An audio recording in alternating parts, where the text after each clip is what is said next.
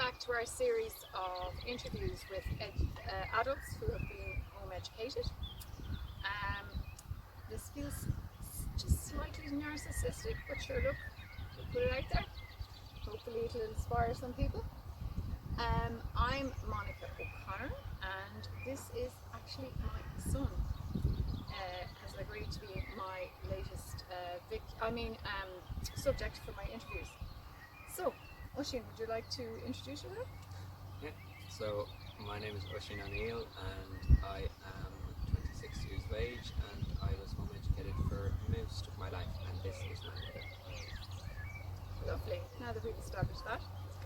And so the questions I've been asking everybody are, what did home education look like in your house, and what do you remember about, the big milestones that people are worried about, like learning to read and things like that? Is there anything you want to say about before you learn to read and after you learn to read? Or Yeah, I can, and you can correct me if I mess up some of the details. I promise to. Yeah, good. I can remember when we lived in Summerhill, so we moved down here from Summerhill when I was about 6, I think. So I can remember learning how to read in the kitchen there. So that was you getting myself and Emmett with little fridge magnets and spelling out phonetics like AT is at, and then go through all the letters of the alphabet, being like, right, AAT is not a word, and then be like, okay, bat, cat, and so on and so forth. So I can remember doing that, and I can remember then something that was highly educational as well was baking around that time a lot as well. I can remember making scones being about maybe 4 years of age or something like that, in that sort of time. So that was the first time that there was some sort of educational experience that I remember. Before that, you had no education to speak. Yeah, before that, no education. You were absorbing what was going around you, I suppose. Yeah, like all humans do.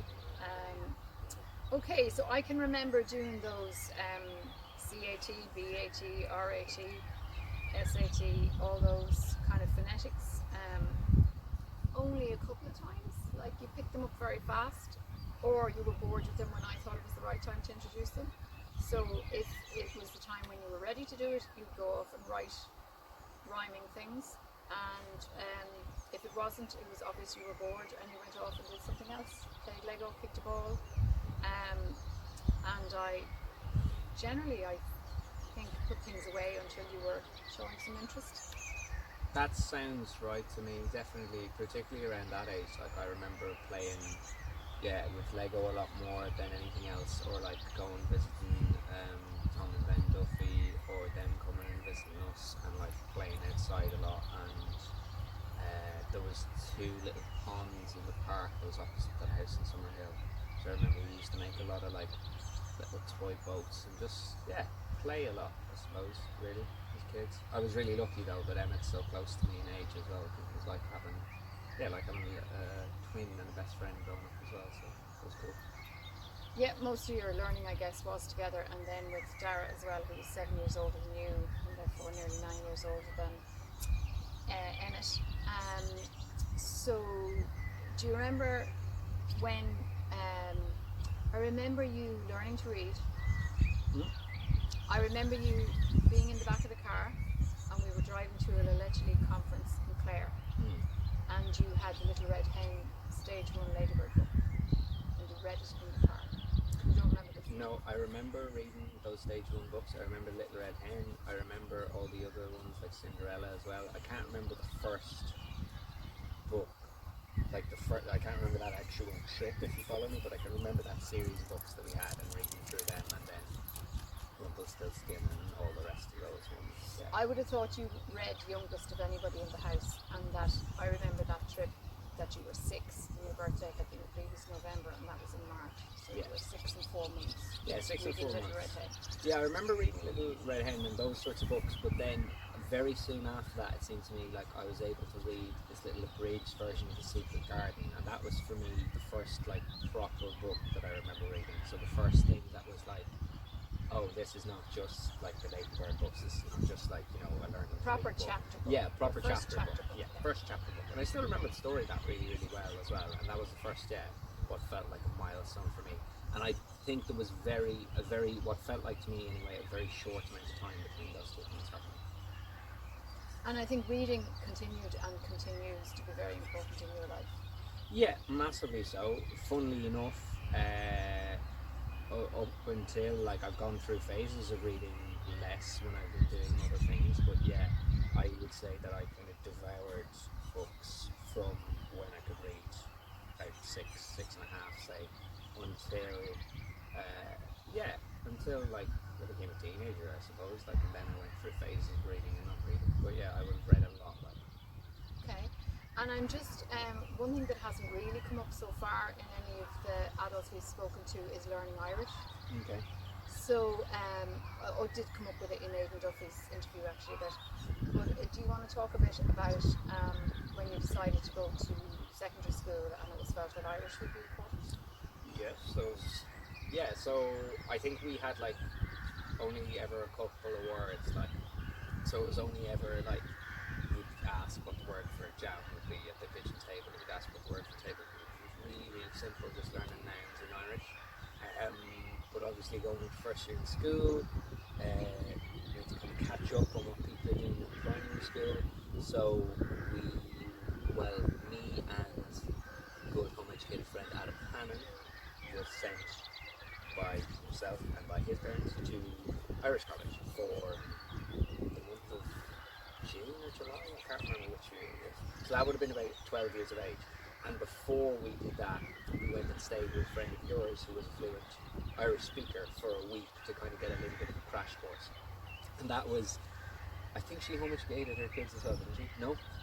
She was the homework connection. Okay, so there's no education connection there, but she, it was very relaxed, like it was like get up and like we would just chat and like learn how to make like chocolate through Irish and that sort of stuff. So it was very, very, very relaxed. But I don't know, I think this tends to be a theme with people who are kind of left to their own devices.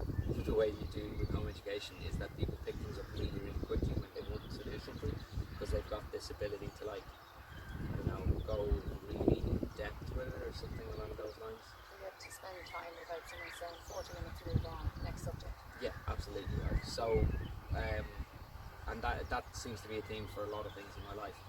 With Irish then, when I went to the Gaeltacht, I remember really struggling for the first week, really struggling to understand what people were saying and to make myself understood as well. Couldn't really string together proper sentences. And by the end of the second week, I remember being like having functional Irish. So as in the space of a week of being at Irish college, I remember being able to get, oh God, I can actually speak it, I can understand what most people are saying. And just not trying to toot my own horn here, but I did win an award that year for, which is called Lucian the Gael, which is like the person Most improved. Yeah, which is most improved. Yeah. I think you were 11 and a half going to Sploder the first time you went to the Gaeltacht and you went back 2 more times. So That sounds right, yeah. And you got it the third year you went, they gave you the De Waaldre dictionary as a prize for, Yeah. there was a prize for being in charge. Doing good. Prize for doing good. Grab them on law school, that's what they say. Have a pee from the tunnel. Oh yeah, cheers. Don't mind if I do. So yeah, that was Irish, and that's kind of learning out of your own motivation. And then, do you want to talk about your reflections about when you did go into first year? So many stories. No. The ones we can say. Yeah, no.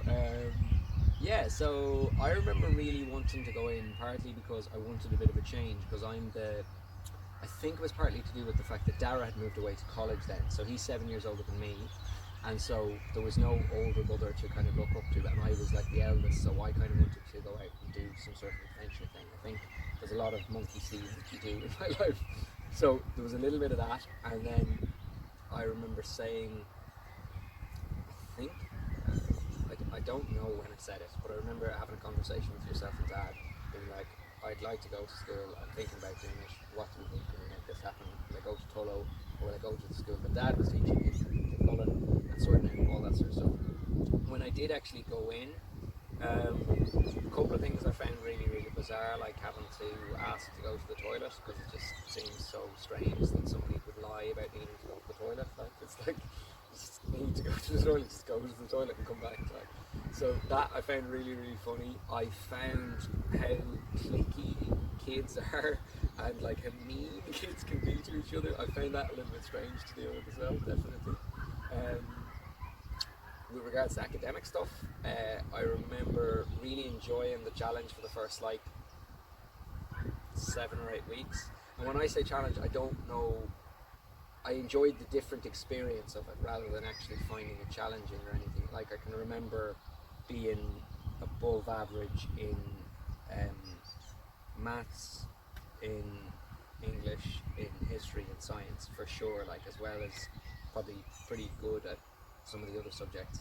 And just to clarify, you hadn't done the age appropriate books in any of those before you went into school. A lot of those things you were encountering as a formal learning thing. I mean, a lot of that stuff had been discussed, or you'd come across it in your own for your own interest. I would have done some of the maths challenge stuff though, no? You had done a bit of maths, all right, but things like history, I mean, you hadn't actually studied the history that a 12-year-old would have known. No. But like, you loved history at secondary school, Yeah.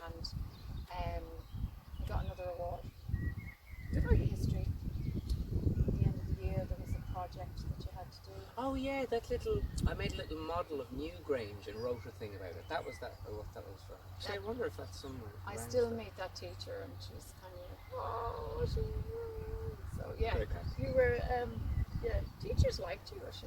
Teachers liked me, yeah. And I remember the science teacher asking what I do, leaving cert physics when I was in first year. In So, your first year. which is a bit strange, but anyway. It is. It would be a rare enough occurrence, I would say. So, you were quite unhappy then by Christmas. I remember you getting quite bored with the repetition. You couldn't understand why the same topic had to be repeated and repeated and repeated, which was, I would say, obviously due to the demands of having 24 to 30 in a class of different abilities and different levels of understanding or interest in the actual subject, and the teacher trying to get everyone to a level where everyone can pass the test. So. Yeah, I think you're right with that for sure. It's like the overcrowding in the classroom means that it's very, very hard to have people who are really interested in a subject and keep their attention, and it's really hard to then bring up what teachers, this is the language teachers use by the way, is treat their students. Say it's hard to kind of bring them along if you have to get like an average for the whole class. Hey Pep. So, yeah, I remember being very, very bored and very, very upset with how the whole schooling thing was going. I remember starting to fail tests on purpose because they were really boring, and I remember, I remember just being really unhappy with it, like being unhappy with the having to stick to somebody else's routine, and really unhappy with, just the repetition of it and the monotony of going through a subject that I had already known really, really well. Like, yeah. And so you came out of first year, so that was your first brush with formal education. Was doing first year up till about Easter, and then you didn't sit a junior cert, and you, by the time it came to your time, transition year had been done away with in the school because of cutbacks. Yeah. So you went in for 5th and 6th and did your leaving cert. Do you have any reflections about the exam system there? Yeah, I remember thinking that it would be worthwhile. It was a similar thing. It was being at home again for a little while. I wanted a different new adventure, and it was also getting, I think, maybe a little bit to that rebellious teenager stage and wanting to be like, I just go away and do my own thing, kind of thing, like, you know. So classic. So rebellion in our house is just like that you go to school. Yeah, seriously, like, it's not like, but yeah, no, I remember going in and quite enjoying most of 5th year, to be honest. I remember really enjoying that. I remember enjoying. You all know it's a dossier, Oisin. Well, this is it, like, exactly, like, you can sit the leaving cert and you could do the prep needed for the leaving cert in about 3 months if you put your mind to it, probably, I'd say, like, you know, or you could just do something like the A-levels. Sorry, I'm kind of digressing here, but like, you could do something with the A-levels. Or you could volunteer with a community group or do something like, dare I say, it might be better go on use. living your life. It might be slightly better use of your time. Perhaps, yeah. You could weed the potatoes and pick stones. Well, this is it, exactly. Pick those stones. Well, cool. Snagging turnips. Yeah, boy. So yeah, no, for fifth and sixth year then, I remember enjoying fifth year, and it was a bit of a DOS and whatever else, and I remember I was back in with the same group of people that I had been in first year with, so there was some good friends that I had made, and some cool people that I enjoyed spending time with, lunch breaks and whatever else. I remember towards the end of fifth year not really enjoying the whole stress of preparing for summer exams and that. I think there's a lot of pressure put on the whole, will you get a good grade, will you not, kind of a thing. And I'm not sure if the whole exam system is, I think it's got people's mental health in mind, which is one thing, students or teachers, because I think the teachers are exceptionally stressed that their students might not do well, and the students are exceptionally stressed that they won't do well. So then there's just a big ball of stress attached to it, it seems. Anyway. That is a good observation. I just want to put in there as well that in your own case, I think you found, I just remember this from parent-teacher meetings, that you didn't know, like a lot of us, because I'll be 53 next week and I still don't know what I want to be when I grow up, you really didn't know what way to direct your energy. And I remember a parent-teacher meeting where the teacher, who was very fond of you, said, okay, what's he putting on a CAO? And your answer was you haven't a clue. And she was like, the law. And you said absolutely no way. And she went medicine, and you said no way. So that was a few branches cut out immediately, but it left us with a big enough field to hit from still. Absolutely, yeah, no, and that was really, really good. And there was some great teachers like that who would be kind of, very logical about it, and be like, okay, process of elimination, you're not going to do this, you're not going to do this, so why don't you do this, like, or this leaves you with X amount of options then. So fair play to that teacher. So then after Leaving Cert? We'll talk about the Leaving Cert for a minute as well. If you want. Yeah, the Leaving Cert I remember being very, very stressful as well. If fifth year summer exams were stressful, then the Leaving Cert was that to the power of 100. Really, really just a big ball of stress for everybody involved, it seemed. I remember in sixth year kind of wanting to do the same thing that I'd done in first year and come out around the same time, probably by Christmas or Easter. From between Christmas and Easter, I remember talking a lot about being like, okay, I'm really unhappy here in sixth year, I should just drop out and not do the Leaving. And that caused quite a few arguments around the dinner table, as I recall. Partly because Dad wanted me to stay because he felt like I should finish what I'd started, which was fair enough. And in hindsight, I kind of think, yeah, maybe it was the best thing to have stayed in like I did. I don't know, really, because I still haven't really used the Leaving Cert at all for any of the courses that I've done as an adult or any of the jobs I've had. I've never really needed that Leaving Cert. It wasn't kind of necessary. No, it wasn't kind of necessary. No, it wasn't really necessary. One of the brilliant things that it did show me, though, that whole 2-year period, as well as kind of meeting people around that age, and I still have some friends from school and whatever else, one of the cool things was that I realised that even if you're clever or intelligent or whatever, it doesn't necessarily mean that you have to go and get a degree or study and you do exams. You don't have to be academic. It doesn't have to be like academic. You don't, like, academia is not the only outlet for intelligent people, so to speak. I think that's a good point. And also, not only the quantified and certified intelligence or academic achievement is important. I think we probably in our society have conflated those two things to the detriment of everybody. I think you did right there.